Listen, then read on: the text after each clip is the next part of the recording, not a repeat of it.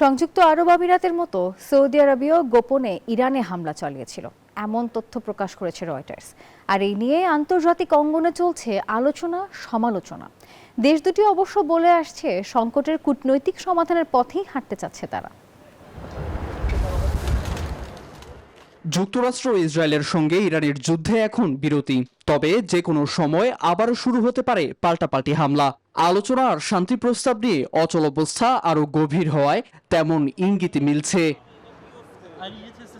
এর মধ্যেই চাঞ্চল্যকর তথ্য প্রকাশ করেছে রয়টার্স। তাদের প্রতিবেদন বলছে ইরানে কেবল যুক্তরাষ্ট্র আর ইসরায়েল নয়, Spanish digital print tiles, ATI tiles, এক টাইলসে জীবন পার।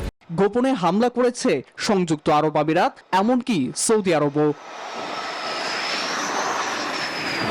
যুদ্ধ শুরুর পর এই দুটি দেশ ছাড়াও পারস্য উপসাগরের অন্তত 6টি দেশে ক্ষেপণাস্ত্র ছড়ে ইরান। লক্ষ্য ছিল যুক্তরাষ্ট্র ও ইসরায়েলের বিভিন্ন স্থাপনা। এসব হামলার মধ্য দিয়ে কার্যত অকেজো হয়ে পড়ে দেশগুলোতে থাকা মার্কিন সুরক্ষা বলয়। এমন অবস্থায় ইরানে গোপনে বিমান হামলা চালায় সৌদি আরব। রয়টার্সকে এমন তথ্য জানান দুই পশ্চিমা কর্মকর্তা। গত মার্চের শেষ নাগাদ আরব আমিরাতের সঙ্গে মিলেই এই হামলা করা হয়।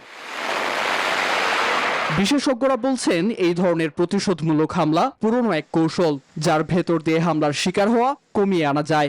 এবারও তেমনটা দেখা গেছে। যুদ্ধবিরতির আগে রিয়াদে হামলার মাত্রা কমিয়ে দেয় ইরান। শিয়া প্রধান ইরান ও সুন্নি প্রধান সৌদি আরবের দ্বন্দ্ব প্রাচীন।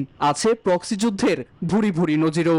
উত্তেজনা প্রশমনে 2023 সালে চীনের মধ্যস্থতায় একটি চুক্তিতেও সম্মত হয় দুই দেশ। নীরব দাস, নিউজ 24।